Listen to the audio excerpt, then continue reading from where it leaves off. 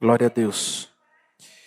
Eu gostaria de convidar você, em nome de Jesus, a abrir a sua Bíblia no Evangelho de João.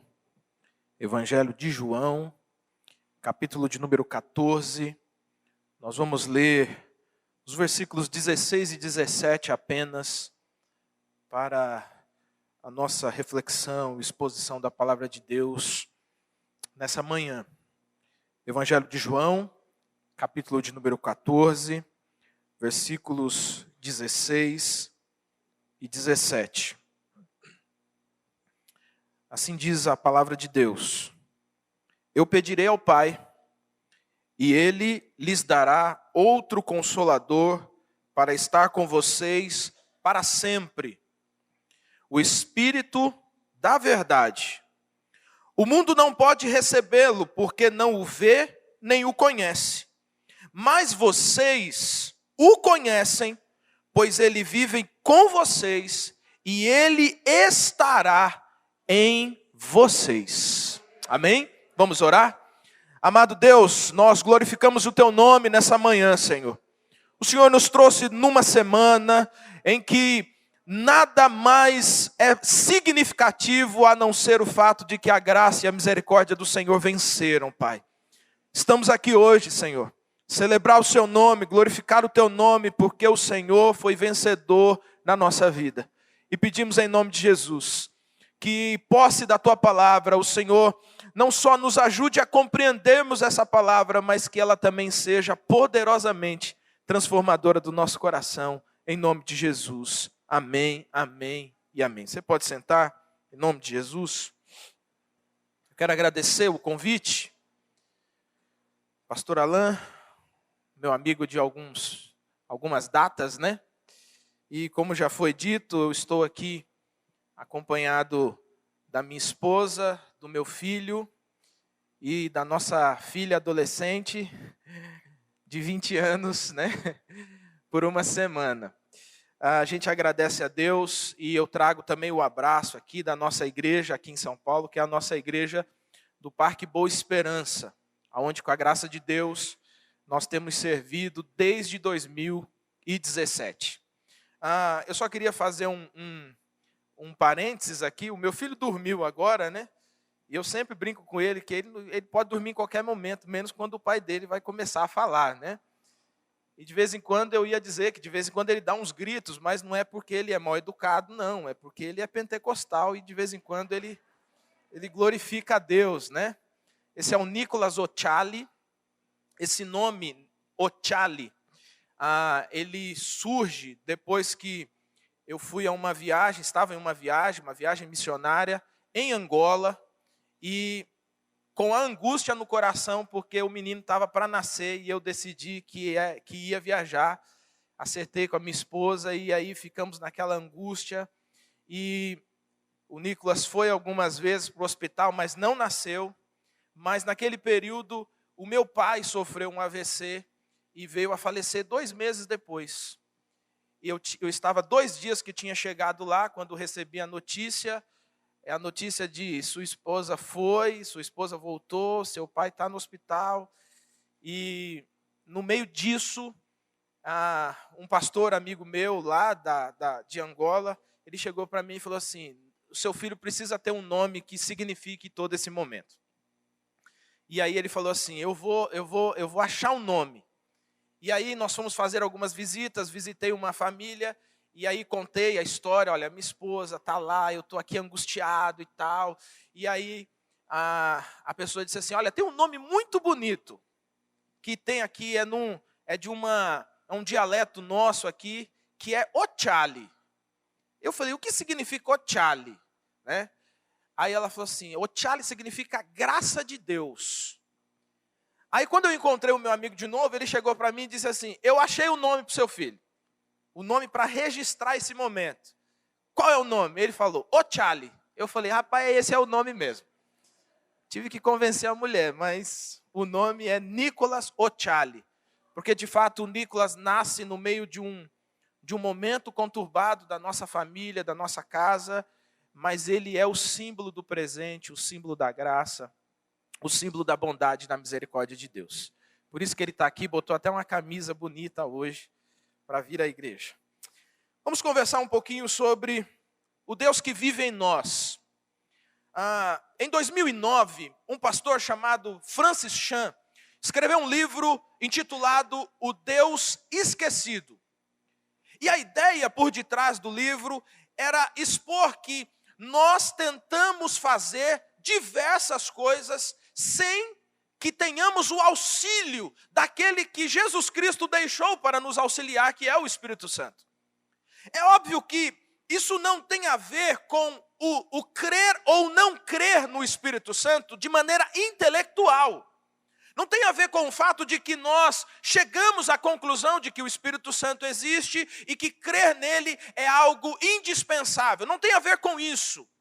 Tem a ver com o seguinte: o fato de você crer que o Espírito Santo é quem é, e mesmo assim decidir viver a sua vida como se o Espírito Santo não existisse ou como se ele não fosse o nosso grande auxiliador na nossa trajetória cristã.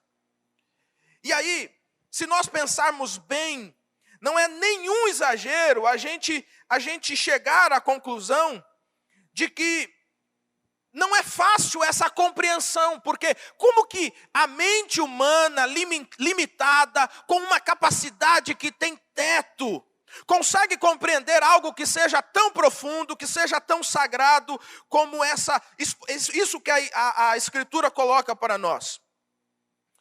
E essa expressão do apóstolo João, que escreve aqui nas palavras de Jesus, essa expressão, ela tem um significado muito forte para a gente compreender isso. Porque não só ele afirma que o Espírito Santo estará entre nós, mas ele também afirma que o Espírito Santo estará em nós. E essa compreensão, ela é necessária para que nós trilhemos a nossa caminhada cristã até a volta de Jesus Cristo. Em primeiro lugar, nós precisamos fazer ou responder a uma pergunta: quem é o Espírito Santo? E quando nós chegamos à Escritura e nós analisamos isso na Escritura, nós podemos fazer uma afirmação com segurança, com convicção: o Espírito Santo é Deus. E há diversos textos que nós podemos chegar a essa conclusão. Por exemplo, em Atos capítulo 5, versículos 3 e 4, o apóstolo Pedro, ele diz para Ananias e Safira, ali naquele episódio de Ananias e Safira, ele diz: vocês mentiram para o Espírito Santo. Mas na outra expressão que ele usa, ele diz: vocês mentiram para Deus, vocês tentaram enganar a Deus. Quando nós afirmamos que o Espírito Santo é Deus, nós também estamos, assim, concomitantemente afirmando aquilo que ele não é. Então, se nós dizemos o Espírito Santo é Deus, então mesmo que pareça redundante afirmar, nós precisamos também dizer o seguinte: ele não é, por exemplo, ele não é uma força. Algumas pessoas, erroneamente, elas interpretam o Espírito Santo como se ele fosse uma energia, uma força, um choque. E algumas pessoas dizem assim: olha, estou todo arrepiado, olha, me arrepiei inteiro. Como se o Espírito Santo fosse uma energia. E é muito comum hoje, dentro da nossa realidade, dentro da nossa sociedade hoje, as pessoas não negam a existência ou a possibilidade de existência de um ser superior. Mas elas não conseguem enxergá-lo como Deus. Elas enxergam como uma energia. Elas enxergam como algo que faz vibrar, como a luz que a gente acende.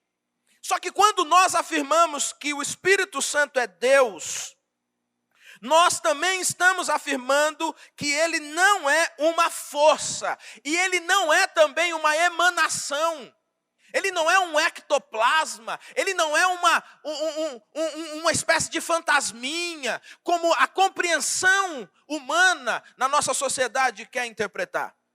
Quando nós afirmamos que o Espírito Santo é Deus, nós estamos dizendo que o Espírito Santo é Deus eterno, soberano, poderoso, onisciente, onipotente, onipresente. É isso que ele é.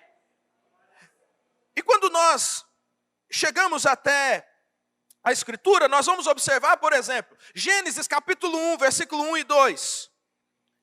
O Espírito Santo está presente na criação. Hebreus capítulo 9, 14, o Espírito Santo é eterno. Salmos 139, o Espírito Santo é onipresente. Lucas capítulo de número 1, versículo 35, ele é onipotente. 1 Coríntios 1, 10, 11, ele é onisciente. Isso nos faz afirmar com segurança que o Espírito Santo de Deus é aquele que habita no crente, é Deus. Essa é a primeira resposta. Segundo lugar, nós podemos afirmar com certeza que o Espírito Santo ele é uma pessoa. E quando nós dizemos isso, nós também temos que retratar ao fato de que muitas pessoas confundem aquilo que elas não podem ver com aquilo que é um ectoplasma, Sabe, quem assistia Caça-Fantasmas antigamente sabe como que é isso. Não pode ver, então é fantasma. Só que quando nós olhamos para a Escritura, nós observamos claramente que o Espírito Santo, além de ser Deus, ele é uma pessoa. E afirmar isso significa dizer que o Espírito Santo possui pessoalidade, possui vontade, possui volições próprias. O Espírito Santo é alguém que tem ações, intelectos e etc.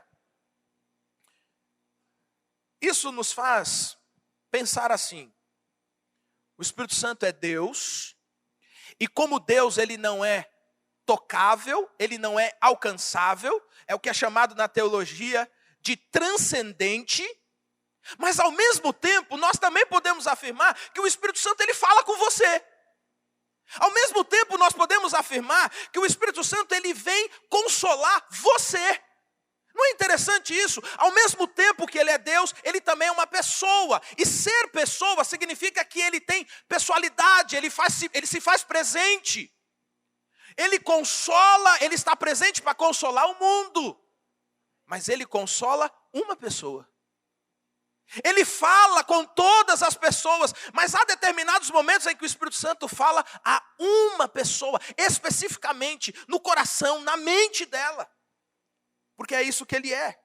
O Espírito Santo, aquele que habita em você, é pessoal, conhece o seu nome, conhece os seus dilemas, conhece as suas dores, sabe exatamente o que está aí na sua cabeça, o que está no seu coração, e ele também sabe exatamente o que fazer para que dentro dessa sua realidade você possa ser consolado, transformado e etc.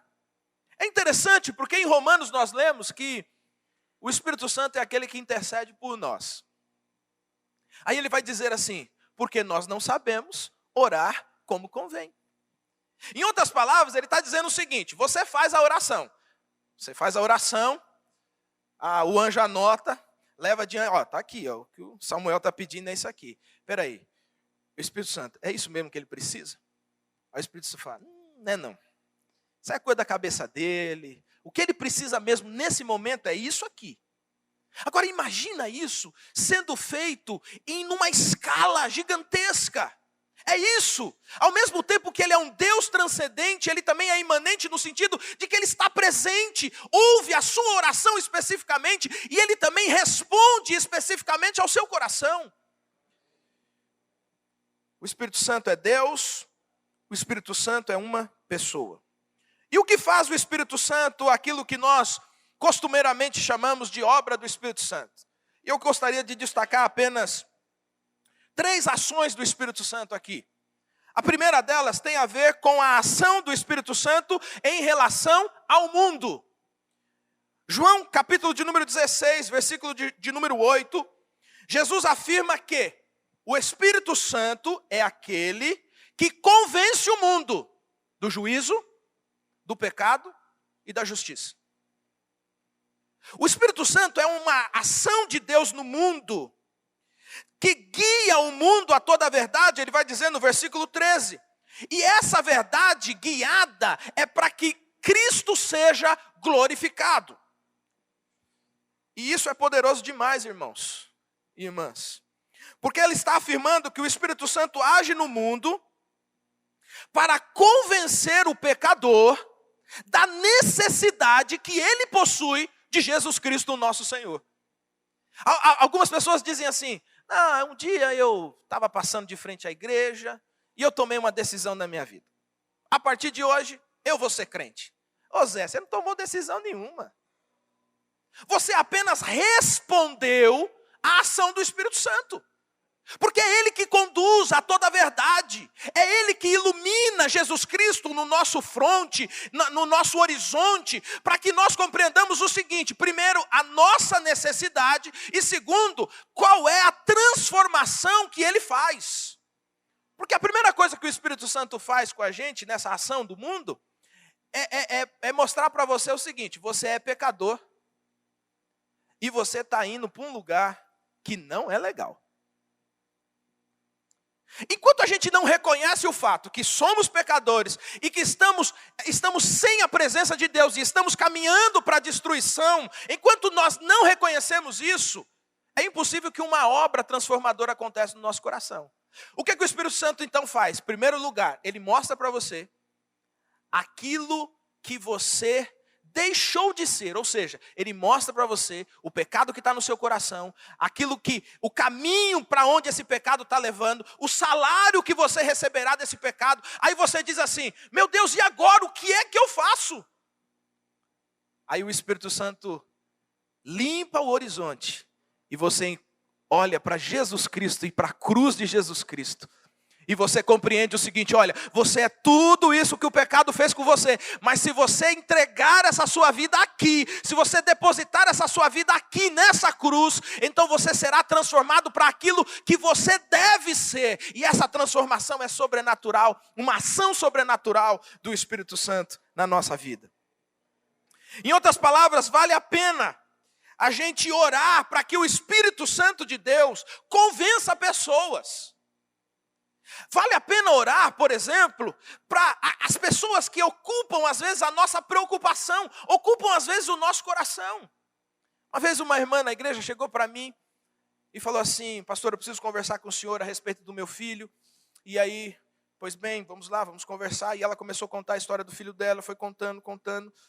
E aí ela chegou à conclusão e falou assim: eu vim conversar com o senhor porque eu preciso que o senhor faça alguma coisa. Meus irmãos, depois daquela história ali, o que eu poderia fazer? Eu falei assim: irmã, hoje a senhora vai aprender uma lição. Tem coisa que a gente não consegue fazer. Por exemplo, perguntei a ela: aonde está o seu filho agora? Ah, pastor, só Deus sabe. Tá certo, é isso mesmo.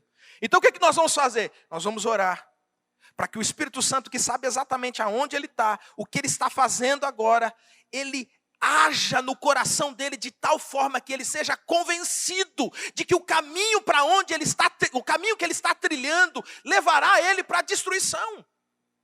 Porque existem coisas que fogem do nosso controle, e uma delas é: nós não temos o poder de convencer o pecador do pecado, da justiça e do juízo. O único que pode fazer isso real, fazer isso acontecer, é o Espírito Santo de Deus. Se ele não agir, não tem o que a gente faça.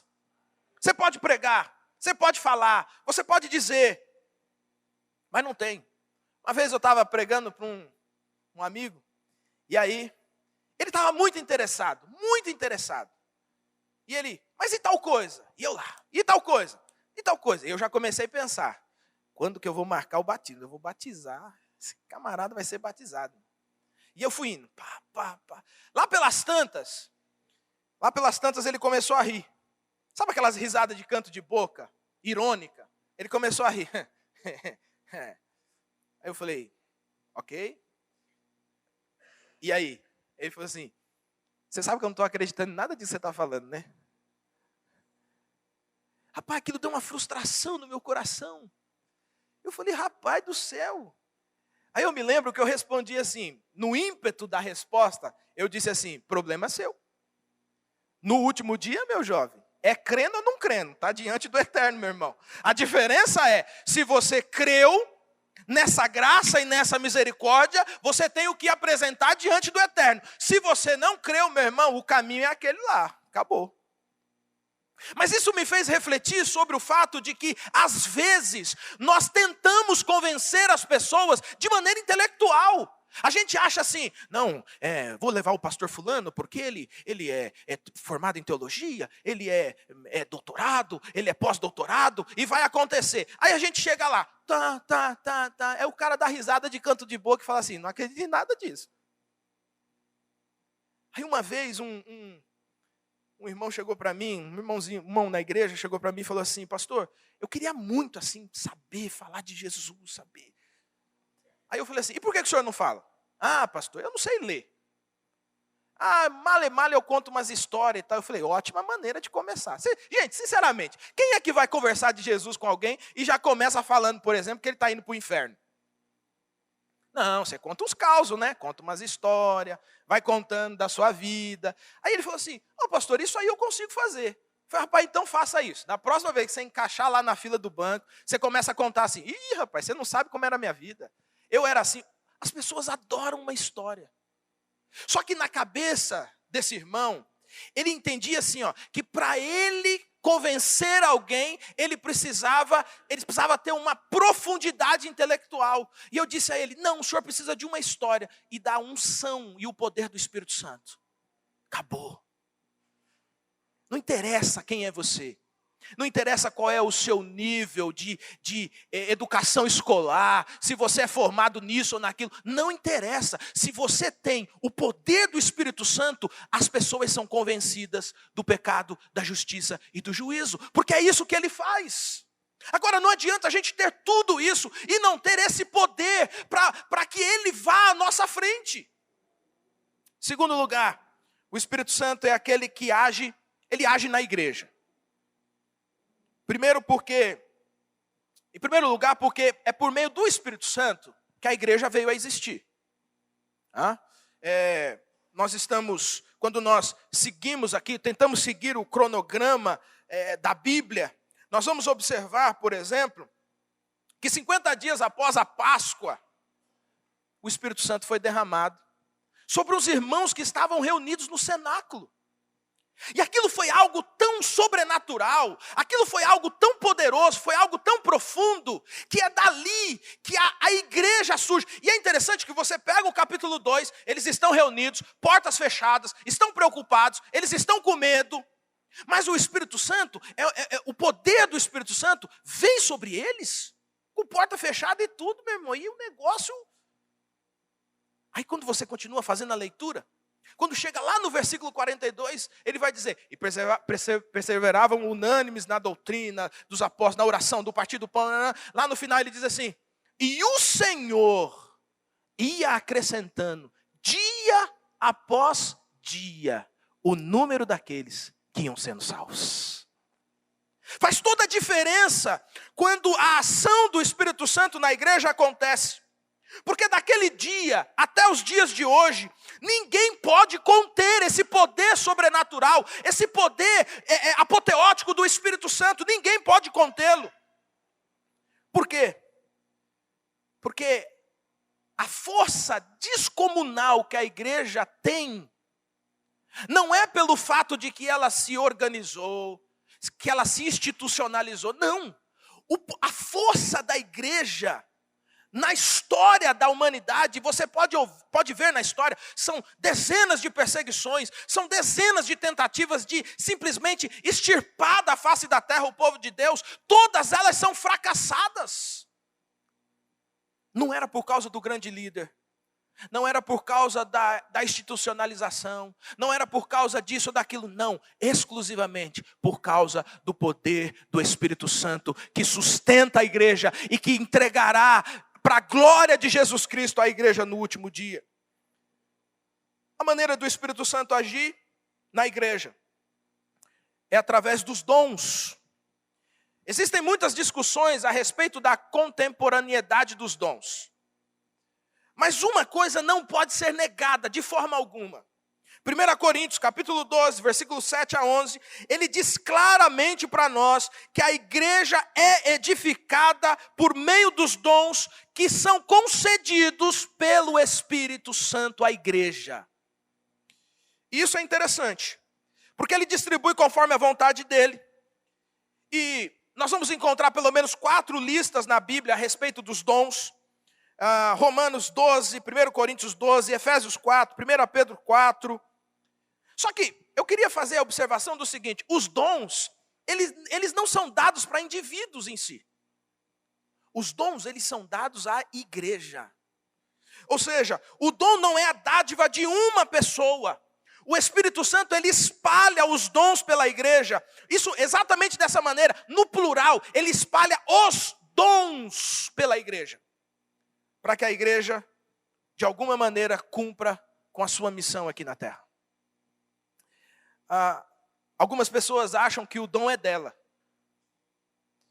Uma vez eu estava perto da casa dos meus pais, estava descendo uma rua, tinha uma placa escrita assim: sexta-feira, culto da revelação.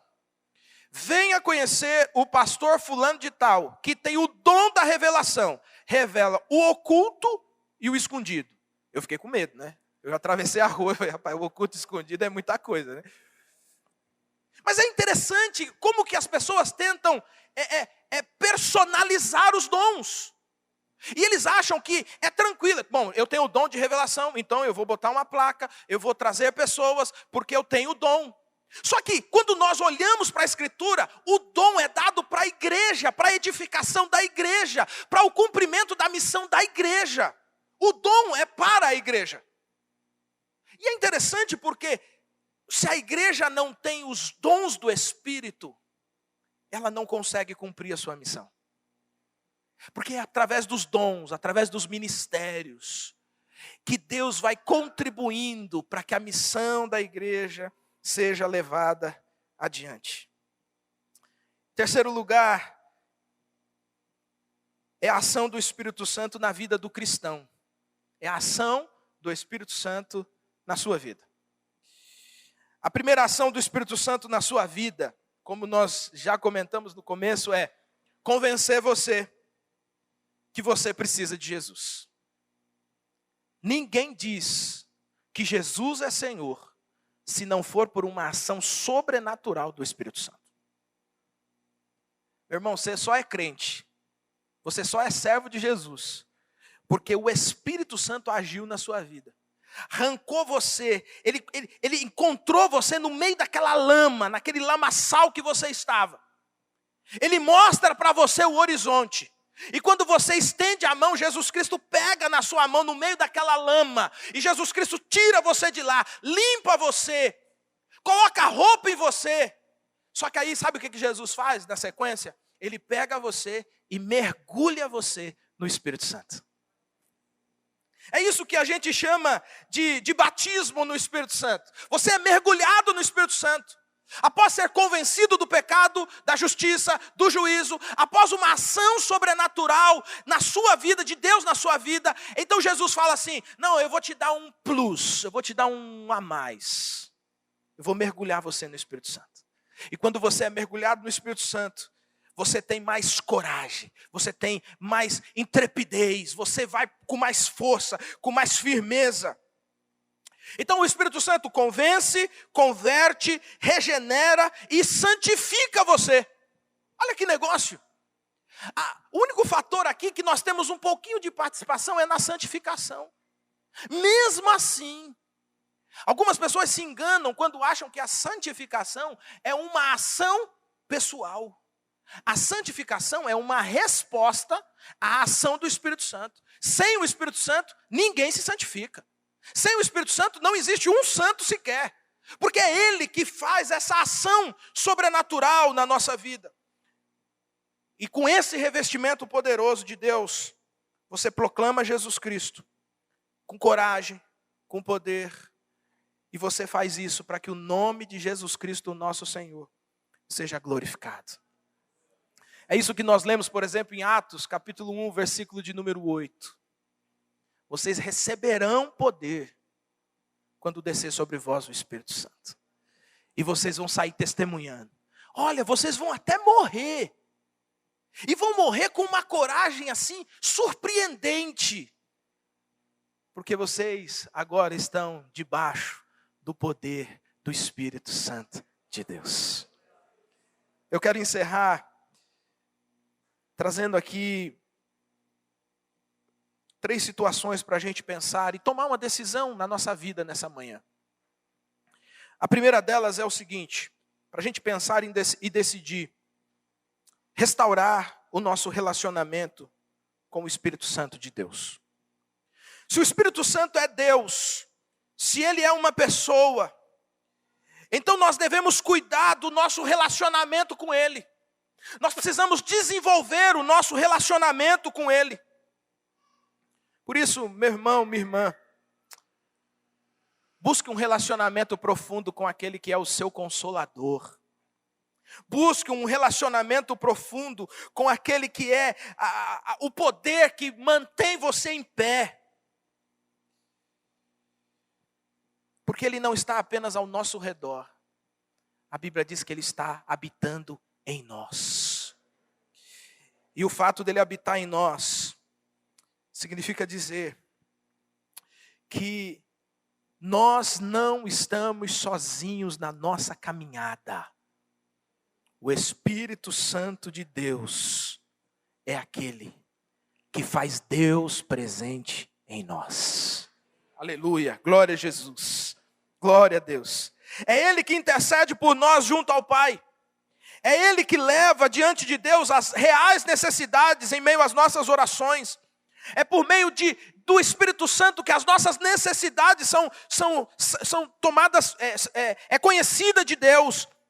Por isso, meu irmão, minha irmã, não deixe de lado o seu relacionamento com o Espírito Santo de Deus. É Ele que leva as suas orações, é Ele que intercede por você, é Ele que faz com que os compassos do seu coração se adequem ou se encaixem nos compassos do coração de Deus para a sua vida. Segundo lugar, para a gente pensar e decidir, clame corajosamente para que o Espírito Santo haja sobre a igreja de Jesus Cristo. Por que eu fiz questão de colocar a expressão clame corajosamente? Por quê? Porque na maioria dos casos, nós queremos uma ação do Espírito Santo, mas ao mesmo tempo não queremos. Por quê? Porque ela vai mexer na nossa zona de conforto. Mas preste atenção numa coisa, existem coisas que nós podemos fazer, que nós devemos fazer. Porque essas são prerrogativas entregues a nós, mas existem ações e existem atividades que são exclusividade do Espírito Santo, nós não temos como fazer. E na minha igreja eu tenho um costume semanal de orar para que o Espírito Santo nos dê dons. Irmãos, vamos orar pelos dons. E todas as semanas nós fazemos essa oração, porque nós queremos que o Espírito Santo sopre de uma maneira sobrenatural. E é interessante a gente observar o seguinte, a gente ouve diversas histórias. Eu sento com a minha mãe, eu sentava-me com meu pai, e eles contavam diversas histórias. E aí teve um dia que um estalo deu na minha cabeça, e eu comecei a orar. Já pastor, eu comecei a orar, Senhor, nos faça viver ainda nessa nossa geração algo extraordinário, algo poderoso, algo sobrenatural de Deus, do teu Espírito na nossa vida e na nossa igreja. Porque a ação sobrenatural do Espírito Santo faz com que a história seja longa, faz com que a história não se encontre um fim. E existem pessoas que têm medo de orar assim. E por que tem medo? Porque mexe com nossa zona de conforto. Nós vamos ficando encaixadinhos na igreja, é tudo certinho. Quando o Espírito Santo sopra, começa a vir gente que a gente nunca pensou na vida. E a gente tem que aprender a lidar, a gente tem que aprender a reagir de outra maneira. Aí a gente tem que dobrar o culto. Tem um culto de manhã, vai ter outro culto depois do outro, e depois do outro, 3, 4 cultos no sábado. E nós vamos contar milagres que Deus faz, e nós vamos enxergar coisas que Deus está realizando. Nós precisamos parar de simplesmente ouvir histórias, e precisamos colocar os nossos joelhos no chão, para que nós possamos viver aquilo que é extraordinário do Espírito na nossa vida. A oração persistente, a oração corajosa, porque quando o Espírito Santo sopra, a nossa zona de conforto é tirada. E aí, o Espírito Santo passa a presidir, a conduzir a nossa vida e a nossa igreja. E por último lugar, para a gente pensar em decidir, clame corajosamente para que o Espírito Santo de Deus haja de maneira poderosa sobre a sua vida. Para que Deus haja de maneira poderosa no mundo, no nosso relacionamento com Ele, de maneira poderosa na igreja, mas de maneira poderosa na sua vida.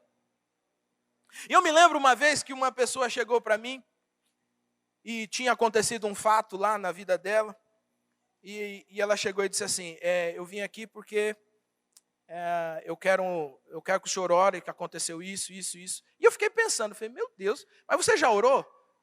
Eu não orei não. Mas por que você não orou? Pastor, vou ser sincero para o senhor. A oração é fraca. Deus não vai ouvir. Então eu já vim direto aqui, que aí o senhor aperta aí o telefone vermelho e acerta o negócio. Eu não vou mentir para o senhor. A minha oração não vale. Eu nem tenho fé para esse negócio. Existem muitas pessoas assim. Mas quando você colocar o seu joelho no chão e você orar corajosamente, insistentemente, você vai começar a viver coisas na sua vida que só tem explicação se for por meio do Espírito Santo de Deus. A gente precisa orar corajosamente para a gente experimentar na nossa vida aquilo, não apenas aquilo que nós lemos, mas aquilo que nós ouvimos. E aí, é muito interessante isso. Algumas pessoas dizem assim, eu tenho um amigo lá na minha faculdade, pastor, eu queria muito que o senhor conhecesse ele. Se o senhor conhecesse ele, eu tenho certeza que ele ia virar crente. Eu falei, e você não conhece ele não? Não, mas eu sou fraco. Meu irmão, se fica assistindo Netflix semana inteira, não pega na Bíblia, não ora, não faz nada disso, fica fraco mesmo. E depois fica botando na fatura do pastor, coitado, né? Agora, imagine se o sopro do Espírito Santo sobre a vida das pessoas acontecesse de tal maneira que as histórias mudassem. Pastor, é o seguinte, estava na faculdade essa semana, o senhor não sabe, passei, o cara caiu endemoniado. Pai, garrei em cima dele, pum, expulsei em nome de Jesus. Ele está querendo vir aqui na igreja aqui, viu? Olha, as coisas mudam. A questão é, qual é a decisão que nós tomamos no nosso coração? Nós vamos continuar ouvindo as histórias, ou nós vamos começar, a partir da força e do poder do Espírito Santo, a construir novas histórias, a participar de novas histórias, daquilo que só o Espírito Santo pode fazer. Porque o que o Espírito Santo faz é usar a vida de pessoas. Ele vai usar você, e Ele vai usar você com o que você tem, Ele vai usar você com o que você é, porque o poder está nele, não está em você, mas você é o meio pelo qual o Espírito Santo decidiu agir. O Deus que vive em você tomará a sua vida por completo. E talvez nós precisamos dessa oração, Espírito Santo me enche, me preenche. Não deixe nenhum espaço vazio na minha vida sem ser preenchido por sua presença. E quando as pessoas olharem à sua volta, e aí a gente diz assim, como vocês chegaram até aqui? Aí você diz, nós chegamos até aqui, na força e no poder do Espírito Santo de Deus. Porque isso aqui a gente não tinha condições de fazer. Isso daqui a gente não tinha como fazer. Os vazios foram preenchidos, a vida foi transformada, nós estamos realizando coisas que são sobrenaturais, e isso não vem de nós, não é poder nosso, isso é porque o Espírito Santo está agindo na nossa vida, e está agindo na nossa história. Que o Espírito Santo haja no mundo, que o Espírito Santo haja na igreja, que o Espírito Santo haja na sua vida de maneira poderosa. E quando perguntarem para você, especificamente para você, como é que você vai? E uma das minhas características como pastor é que eu sou sonhador, eu gosto de sonhar. E eu gosto de tudo grande, irmão. Não gosto de nada pequeno. Já que é para sonhar. E é interessante que em alguns momentos as pessoas dizem assim, como é que o senhor vai fazer isso aí? Rapaz, não faço a mínima ideia. Mas nós avançaremos na força e no poder do Espírito Santo de Deus. Ele vai prover recursos, Ele provê pessoas. É o Espírito Santo de Deus que é o dono disso. Nós apenas somos os agentes. Nós apenas somos os enviados dEle. Por isso, clame para que o Espírito Santo de Deus, Ele tome a sua vida por completo.